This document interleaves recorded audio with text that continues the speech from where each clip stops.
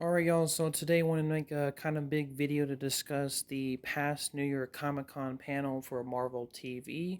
I'm just going to kind of do a big video for this one instead of my usual individual shorts because I just feel like I want to talk about everything all at once.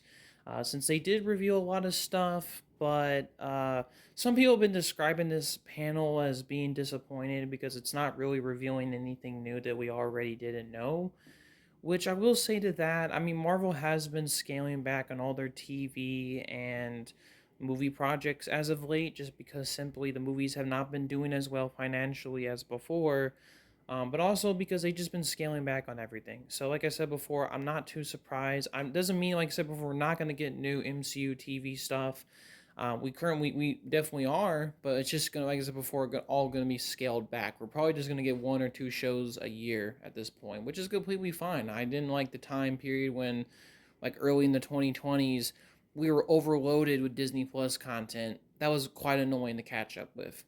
So that being said, let's get into all the big stuff and talk about it as we go. So the first thing they kind of revealed was Friendly Neighborhood Spider-Man Season 2 is happening. It's coming out next year, apparently.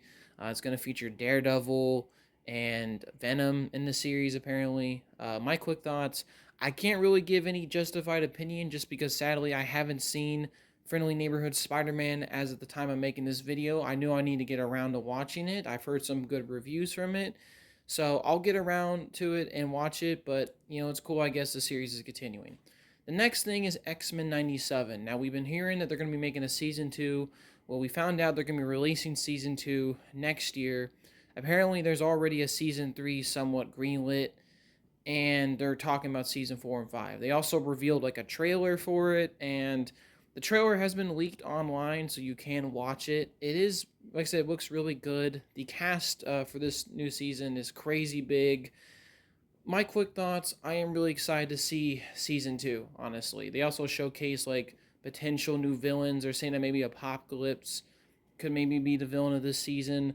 Honestly, I'm really looking forward to this. I liked X-Men 97 a lot more than I originally thought I was going to, because that was like a legacy sequel series to a cartoon that ended way back in the 90s, right? So I really didn't know what to expect. Like why the hell would Marvel even greenlit this legacy X-Men series? And then I saw the series and I'm like, wow, I know why they greenlit it. This is a fantastic story. Season 1 was great. It was one of the best X-Men related things I've seen in a while. So I'm honestly looking forward to season 2. I'm not sure if it's going to be as good as season 1. We'll wait and see, but honestly, I am very much looking forward to this series. So it's glad it's moving forward. Now let's get into the live action side of things, the things that I'm honestly more interested in somewhat. So the first thing is Daredevil Born Again season 2. We know it's coming out. They've already greenlighted season 3, and they kind of posted a photo, I guess, of them like in a writer's room crafting season 3, which, I mean, it's great, man. I like the Netflix Daredevil series. Born Again was a little bit of a mixed bag, but I'm hoping season 2 can fix some of the issues, because the big thing with season 1 of Born Again was the fact is, like, it was just like a Frankenstein show. There was weird elements of it that were just like a normal MCU kid friendly show, and then the Netflix Daredevil show, which was violent and dark.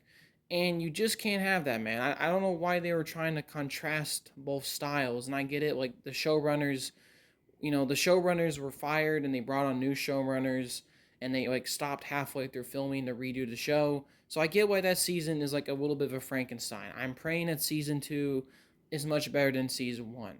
But I am looking forward to it. They also showcased a new image of the new suit, which is like a black suit with like the Daredevil logo. It looks really good. I have no complaints about it. It looks fantastic. They also showcased like a trailer for the new season at this Comic Con event. Some of it has leaked online. It showed some images of Foggy, so Foggy's going to probably be back in this season, which is awesome. It also shows Karen and Matt in a relationship, which is quite interesting. Considering, like, if you watch the new Born Again season, so it's pretty cool, I guess. They also showcased, I guess, Fisk doing some boxing and all this stuff. That's gonna be pretty interesting. Obviously, they're gonna have to follow up massively on that cliffhanger that they left on for Born Again. So I'm very excited to see the conclusion of that.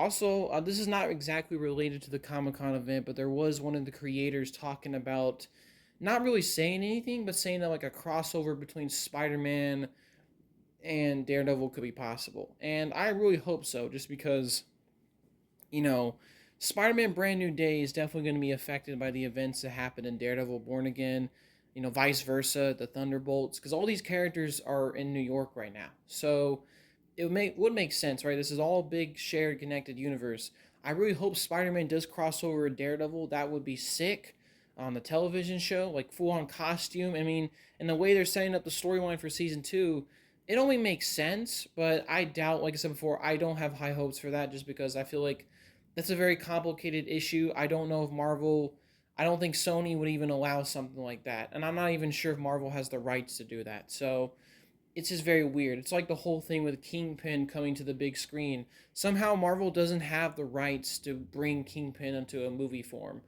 which is wild to me. I don't know how the hell that's possible, but it is what it is. I am very much looking forward to this series. I am very much excited. They also reveal it's coming out in March of 2026, so only a few months away. And that's fantastic, man. I am looking forward to this series.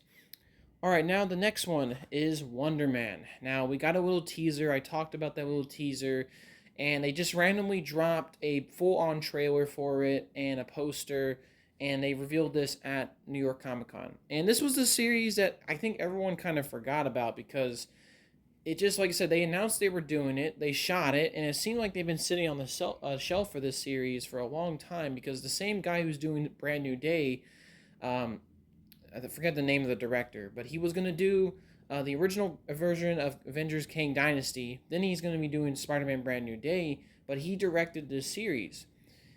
And I was very much like interested in it. I was like, okay, Wonder Man, I personally have a little bit more attachment to Wonder Man as a character just because, I remember reading like early on like West Coast Avengers and old comics of the Avengers featuring Wonder Man, and I've always been fascinated by his character a little bit. So I was very much kind of looking forward to the fact that he's going to get his live action debut in the MCU. Now, the approach they're going with this is really fascinating. Honestly, it's one of the more intriguing premises I've seen for an MCU series in a very long time. Basically, they're approaching this as if, because in the comics, the Wonder Man character, he was a superhero, he was a villain first, working for Zemo. Then he switched to the Avengers, and he helped form the West Coast Avengers, as far as I believe. I could be getting it wrong. And one of his alter egos is the fact that he's like an actor. Here they're doing like a role reversal, where this guy was an actor originally, and then he will probably be, and basically he's auditioning for the role of Wonder Man. And Wonder Man in this universe is like some kind of old famous superhero franchise in the MCU. So that's already kind of meta. And my assumption is that he's going to eventually get powers and become the real Wonder Man in the series. And they're going to make some kind of commentary about the fact that apparently superheroes or movies in general are in a kind of decline, superhero fatigue, which is a real thing. I mean, people have been talking about it for a long time, especially with the MCU lately. I mean, if you look at the box office results, they kind of speak for themselves. But honestly, depending on this premise, right? Because this premise is going to do like a meta thing where they're going to comment on the fact that superhero movies are dying. I think this is a fantastic premise for a TV series. Honestly, the premise has got me really intrigued. My only thing is, the premise is in the messaging and the commentary can be all great and stuff, but if there's not really a good story underneath that of a character or whatever reason going on a journey, learning something about himself maybe, to back all this up, it would feel kind of hollow. It wouldn't make the series that fun to watch. It would just be, oh yeah, this is just a bunch of commentary Marvel did, but it kind of adds into the superhero fatigue because the series itself, without the commentary stuff, is not that good. So like I said, if there's a good story underneath this to back it up, this wacky premise of this actor auditioning for a Wonder Man character that's not really the Wonder Man, but he was like from a old movie in the MCU. Like I said before, this could be a really great thing. And honestly, I saw the full trailer, and I really liked the little teaser they showed. I really liked this trailer. I thought it was really good. I thought it really sold me on the premise of this TV series. It's weirdly got me a lot more excited for this thing than I originally was. And maybe I'm the only one in the room thinking this way. I mean, I'm sure a lot of people couldn't care less, right? But I really enjoyed the premise. Honestly, of all these series, maybe besides X-Men 97, uh, this is my most look forward series, and it's going to be coming out in January. They delayed it, but it's coming out in January of 2026. It's going to have 8 episodes, so I'll definitely check it out once it comes out. Very much looking forward to it.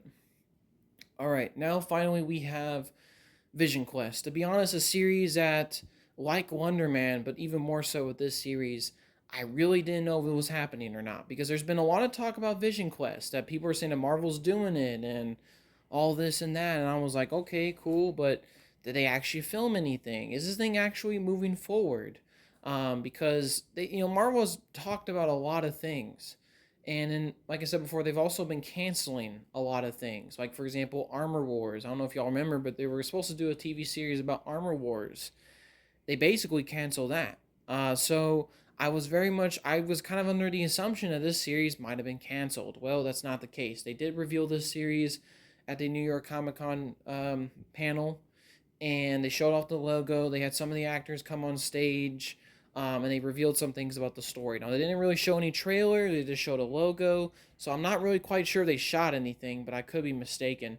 But the obviously the actor who played Vision, right? He's gonna be coming back, but he's gonna be coming back as the version that we saw at the end of WandaVision, so the White Vision character. And it's gonna be basically, maybe this series is gonna be, I guess, like the conclusion of like the WandaVision trilogy of shows, I guess, because WandaVision, and they made Agatha all along, which we kind of know that they're not making a season two of, and then they're going to be making this series. So this series is going to be kind of concluding, I guess, that whole arc and storyline that they started with WandaVision, which is pretty cool. They're also going to have a lot of AIs come back from the MCU here, but just in their human form. So the big one is obviously James Spader, I believe is that's the actor's name. He's going to be coming back as Ultron. He might not be the Ultron that we saw in Age of Ultron. He's going to be maybe like a ghost of Ultron, but he's going to be coming back in this series as a human, which on one hand, I'm super excited for, right? We haven't seen Ultron since Age of Ultron. That's awesome. But on the other hand, come on, man. Like, he's coming back in his human form. There's got to be a moment in this series where we get to see his Ultron form, because you cannot bring back Ultron and just have him lazily, for budget reasons, come back as a human. That would just be extremely lame. Also, Jarvis, Friday, many other AIs are also coming back in this series, as humans, which is going to be very fascinating. And I'm not really quite sure how the story is going to be. I really am interested and intrigued to see what happens here. And who knows, maybe Wanda could show up. We'll wait and see on that. But honestly, this series, I am intrigued a little bit more by it. I mean, the fact is, it seems like Marvel is more intent on doing it. So we'll wait and see. I don't know if they've released like a time frame when they're going to release this show, but my best guess is 2026. I could see them releasing it maybe at the end of the year next year, or it could be in 2027. Maybe this could be the other project releasing that year. But we'll wait and see. But honestly, I mean, hey, at least the project's not canceled. That's better than nothing. But yeah, that's my quick thoughts and overall opinions on all the stuff that they revealed for the Marvel New York Comic Con panel for Marvel TV. A lot of really exciting projects that I am personally looking forward to. Maybe some underwhelming stuff overall. But yeah, overall, that's my quick thoughts on everything. Hopefully, you all have a good day and peace, y'all.